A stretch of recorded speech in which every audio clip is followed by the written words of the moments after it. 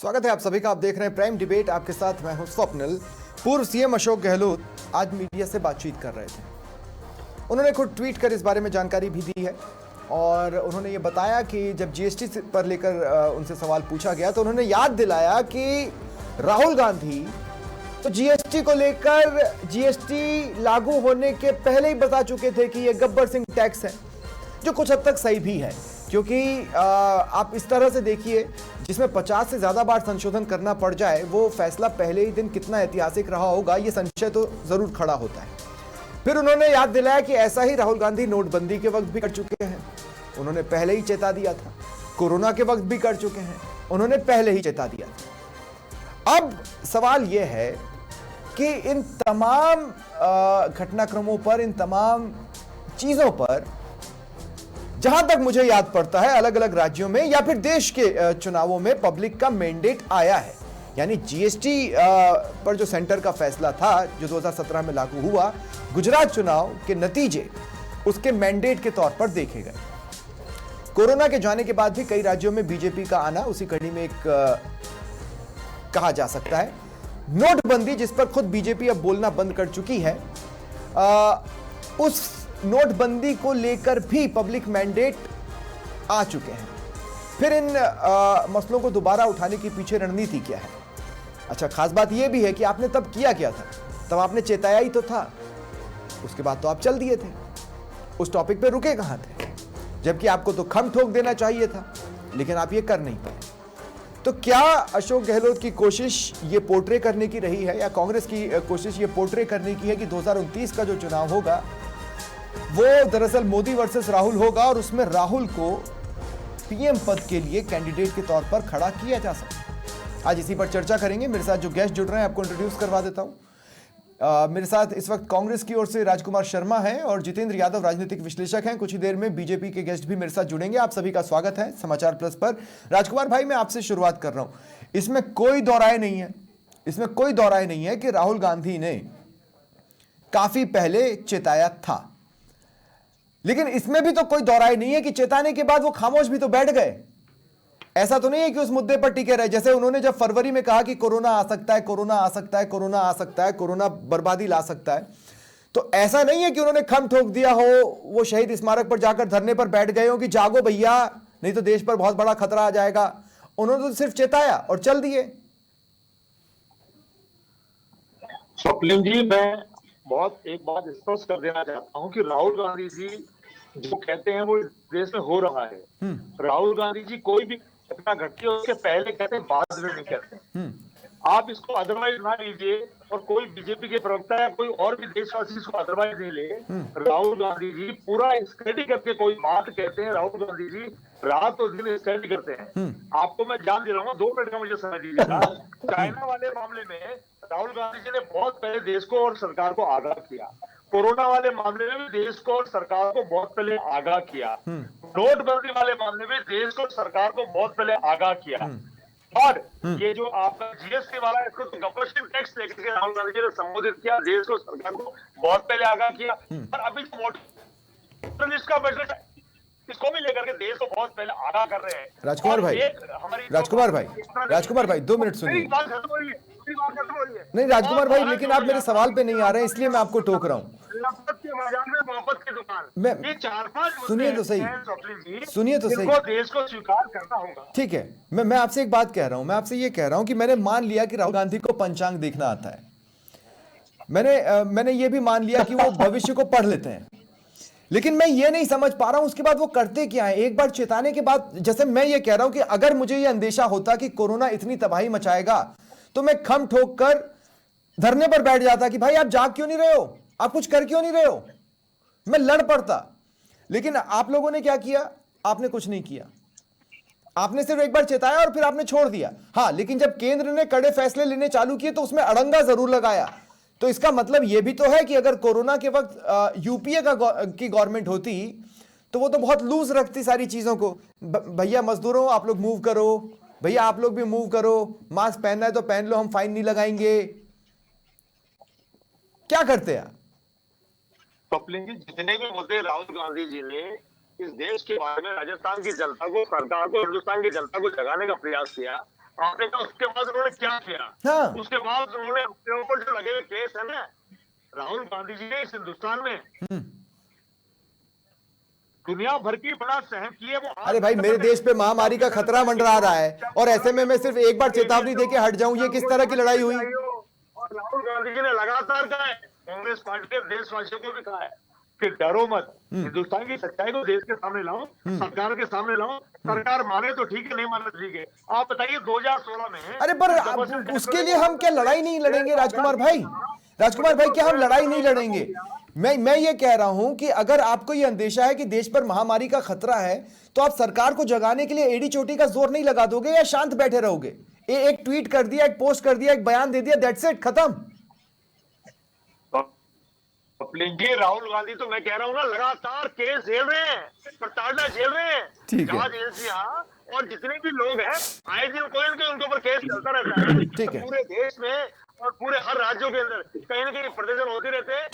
ठीक है राजकुमार भाई, मैं आगे आपके पास आता हूं। मेरे साथ अटल खंडेलवाल भी जुड़ चुके हैं बीजेपी की साइड से। अटल भाई, मैं आपका भी स्वागत कर रहा हूं। अटल भाई, चाहे जो भी मंशा हो, इसमें कोई दो राय नहीं है कि राहुल गांधी ने वो तमाम चीजें बोली हैं, आप उसको भविष्यवाणी कह लें, एनालिसिस कह लें, आपको जो कहना है कह लीजिए, लेकिन जीएसटी को लेकर भी उन्होंने कहा था जिस पर आपको आना पड़ा है, कोरोना को लेकर भी कहा था जिस पर आपको आना पड़ा, नोटबंदी को लेकर कहा, तो नोटबंदी का फायदा तो हम आज भी समझने की कोशिश कर रहे हैं। ऐसा है स्वप्निल भाई, पहली बात तो कि राहुल गांधी जी को बहुत से लोग राहुल बाबा के नाम से जानते हैं। अब अंतर्यामी भी लगा दो तो बात शायद राजकुमार जी यहीं पर बहुत ज्यादा मुद्दों से ना भटके।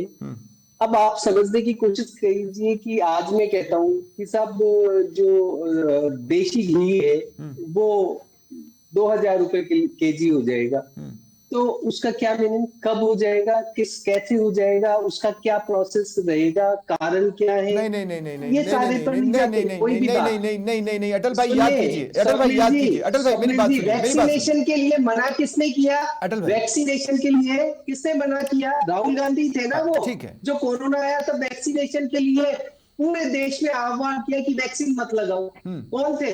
राहुल गांधी। नहीं, लेकिन अटल भाई देखिए अटल भाई, मैं आपको बता दूं, फरवरी में उन्होंने कहा था कोरोना आ सकता है, इसके पीछे चीन के हालात हमारे सामने उदाहरण के तौर पर थे और हम लेट जागे, इसमें कोई दो राय नहीं है।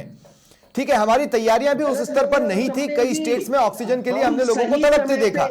रही बात जीएसटी की, तो जीएसटी लागू होने के वक्त से ही व्यापारी लगातार आंदोलन कर रहे थे, नहीं तो आप 50 से ज्यादा संशोधन नहीं करते। आपने किए हैं, इसका मतलब है कि समस्याएं थी, प्रॉब्लम्स थी, और वही राहुल गांधी बता रहे थे, पर आप राहुल को सीरियस नहीं लेते। अच्छा स्वप्निल जी, एक बात बताइए, 2000 के अंदर कैलकर टास्क फोर्स बनी थी सरकार, आप याद करिए, है ना, इनडायरेक्ट टैक्सेस, इसी जीएसटी को लेकर के 2009 में ये पहला सारे फाइनेंस मिनिस्टर मिलकर के और पहला इन्होंने वो इसका ड्राफ्ट तैयार कर लिया था। 2014 तक ये डिस्कशन कर ही नहीं पाए। बहुत सारे स्टेट वो ये कह रहे थे कि इंप्लीमेंट करने से पहले डिस्कशन कर लेना। तो आप विरोध किस बात का करते थे? हमने आपको जीएसटी के विरोध के एंड पर भी देखा है, एज ए बीजेपी पार्टी हमने आपको जीएसटी के विरोध के एंड पर देखा है। बिल्कुल देखा ना, तो हमने विरोध किस बात का किया कि आप कोई हिंड्रेंस है ना, ड्राफ्ट नहीं, जो आप ड्राफ्ट करो तैयार, उस पर डिस्कशन करो, मैन्युफैक्चरिंग पे क्या जीएसटी लग रही है, मैं आपसे ये कह रहा हूं, तो फिर आप ऐसा ड्राफ्ट लेकर आए, ऐसा बिल लेकर आए, ऐसा जीएसटी लेकर आए जिसको 50 से ज्यादा संशोधनों से गुजरना पड़ा है। बार बार तो उसमें स्लैब चेंज हो रही है, कभी ये हो रहा है, कभी वो हो रहा है। सुनिए स्वप्निल जी, अगर हम 50 से ज्यादा बार भी लेकर आए तो दो चीजें उसमें आप विशेष देखोगे।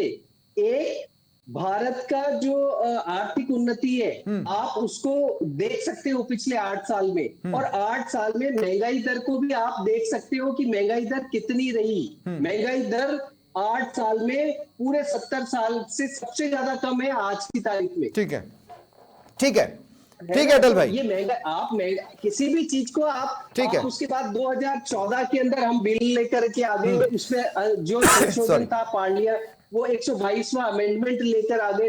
2016 के अंदर हमने वो अमेंडमेंट किया, दोनों हाउस में पास करवाया।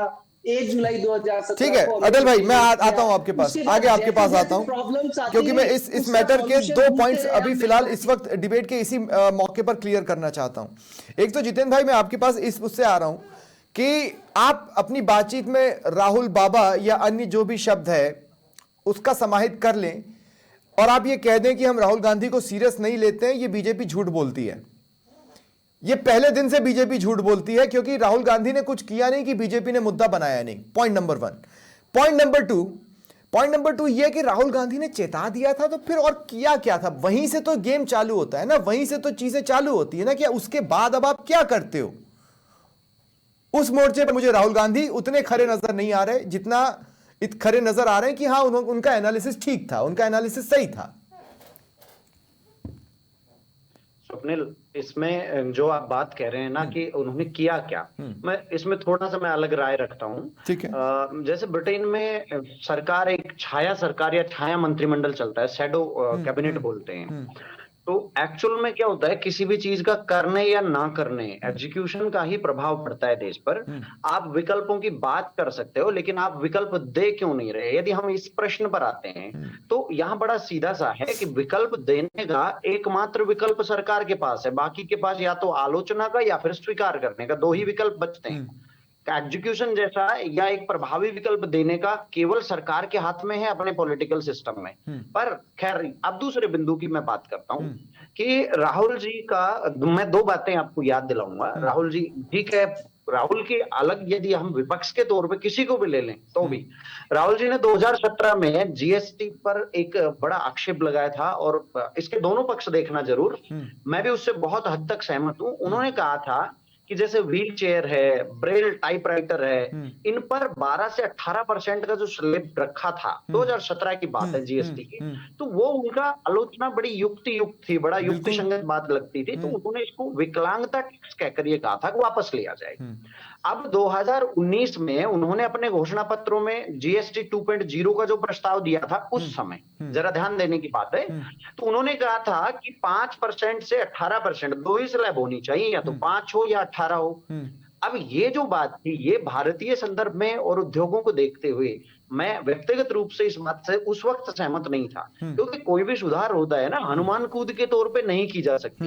हाँ, राहुल जी की दूसरी बात जिससे मैं सहमत थोड़ा नजर आता हूं, आप समझ सकते हैं, वो ये भी है कि राहुल जी इस जीएसटी का जो फॉर्मेट है, इसको हमेशा से कॉर्पोरेट के शोषण का हथियार कहते हैं कि ये जीएमएसएमई और जो मध्य और छोटे उद्योगपति हैं। जितेंद्र भाई, इसके सपोर्ट में मैं 2 बातें टेबल पे रख दूं। एक तो ये कि व्यापारी लगातार आंदोलनरत थे और अपनी समस्याएं बार-बार सरकार तक पहुंचा रहे थे, इसके सपोर्ट में एक बात तो ये जाती है। दूसरी बात ये भी जाती है कि तब सरकार का मकसद ऐसा लगता है कि ज्यादा से ज्यादा टैक्स कलेक्शन करना था, और इसीलिए ये 4 स्लैब सस्टेन की, जब तक उनको ये नहीं लगा कि अब मार्केट में हम ये छूट दे सकते हैं या फिर टैरिफ का टेरर मान लें। देखिए, बिल्कुल आपके बात से सहमत हूं, और मैं इसको सारांश पर पहुंचाता हूं कि बात जीएसटी की आलोचना की हो तो बड़ी तार्किक और तर्कसंगत बात हमें लगती थी राहुल जी की, और मैं पूरी तरह सहमत हूं कि हाँ सही थे, आज भी सही है इस मामले में। लेकिन बात जब आती है कि प्रेडिक्शन की या राजनीतिक जो है पंडित बनकर भविष्यवाणी करने की, तो ये थोड़ा सा ये व्यक्ति पूजा की तरफ ले जाता है। आप एक तरफ तो ये कहते हो कि एक जगह शक्ति का केंद्रीकरण कर रही है बीजेपी, व्यक्ति पूजा की तरफ बढ़ रही है, तो क्या आप उसका जवाब व्यक्ति पूजा से देने की कोशिश कर रहे हैं राहुल जी का महिमा मंडन करके? क्योंकि ऐसी जो बातें हैं, हाइपोथेटिकल बातें, हाँ वो तार्किक हैं, वो बहुत अद्भुत हैं, ठीक है, वो उस वक्त साबित कर देगा। मैं इसमें थोड़ा सा आपसे जुदा व्यू रखता हूं, और मेरा व्यू ये है कि अगर किसी दौर में अगर हीरोइज्म चल रहा है तो हीरोइज्म को हीरोइज्म ही काट पाएगा,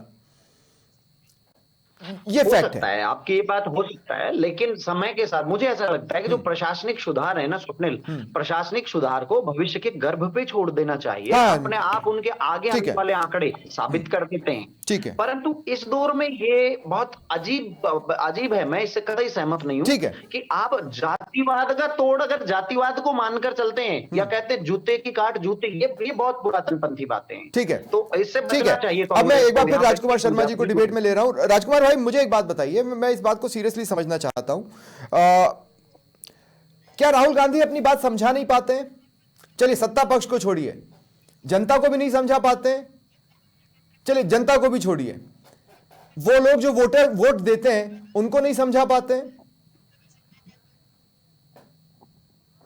राहुल गांधी जी की बात वोटर भी समझता है, देश भी समझता है, पॉलिटिकल पार्टियां भी समझती है। तो फिर आपको नकार क्यों देते हैं ये लोग?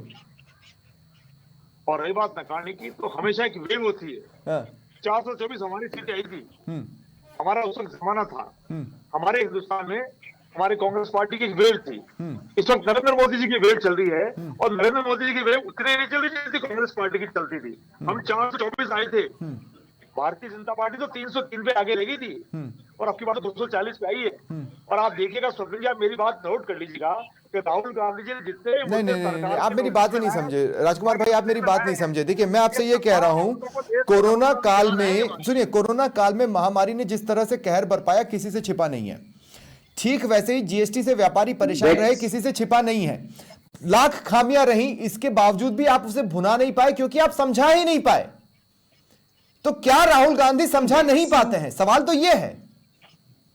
कपिल जी, जहां भारतीय जनता पार्टी अपने आप को देश में सबसे बड़ी मान रही है, पूरी दुनिया में सबसे बड़ी मान रही है, और कांग्रेस पार्टी के नेता राहुल गांधी जिनको लगातार परेशान कर रहे हैं, आप बताइए केवल 9 सालों के अंदर भारतीय जनता पार्टी को यूटर्न लेना पड़ा, और बीच में 50 से ऊपर यूटर्न लिए। पर बाबा पर राजकुमार भाई, उसके लिए तो इंटरनेशनल हालात जिम्मेदार है ना। विपक्ष के तौर पे कांग्रेस थोड़ी ना जिम्मेदार है, राहुल गांधी थोड़ी ना जिम्मेदार है।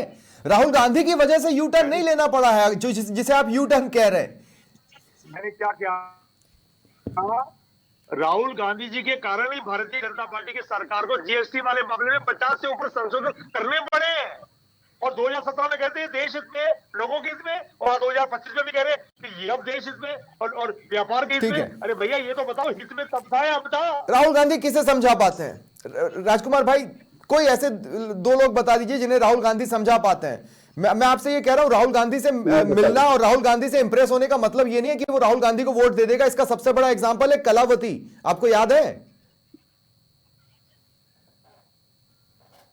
मैं कह रहा हूं राहुल गांधी जी को जितना देश के प्रधानमंत्री समझते हैं ना, उनकी पॉलिसीज को समझते हैं, उतना आम आदमी भी समझता है। लेकिन अभी मैंने क्या निवेदन किया कि आज नरेंद्र मोदी जी के हाथ में चाबी है, अभी हाथ में चाबी है, ठीक है, लहर चल रही है, हीरोइज्म है, और उसको आप नहीं काट पा रहे हैं। यहां तक मैं आपकी बात समझ पा रहा हूं। लेकिन इस पर अटल भाई, मैं आपसे भी पूछना चाहूंगा। अटल भाई, मुझे भी ये बताइए, बहुत सारी रील्स आती हैं, बहुत सारी बाइट्स आती हैं, जिसमें लोग गुस्से में ये बोलते हुए सुनाई देते हैं कि पेट्रोल 250 रुपए का हो जाए, हम पैदल चलने लगेंगे, लेकिन वोट हम मोदी को ही देंगे। अब ये बड़ी अतार्किक सी बात है, ये तो हीरोइज्म है, ये तो किसी का सोचना समझना ही नहीं है। तो क्या अटल भाई आप ये चाहते हैं कि लोग सोचना समझना बंद कर दें, पॉजिटिव्स ना देखें, नेगेटिव्स ना देखें, और सिर्फ इसलिए वोट डाल दें क्योंकि सामने नरेंद्र मोदी है?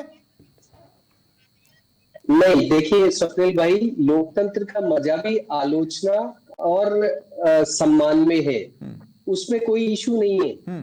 बेसिक बात यह है कि आपने कहा ना राहुल गांधी को कौन समझता है, तो मैं कहूंगा ओपन फाउंडेशन का नाम सुना है आपने? ओपन फाउंडेशन ऑर्गेनाइजेशन, जॉर्ज सोरास, ये लोग बहुत अच्छे से राहुल गांधी जी को समझते हैं। इनकी अच्छी तारतम्यता भी ठीक है। थोड़ी देर में आप सोरोस का नाम भी डायरेक्टली ले लेंगे, वो बहुत सारी नहीं, हाँ, तो मैं यही बोल रहा हूँ, मैं जान रहा हूँ, है ना।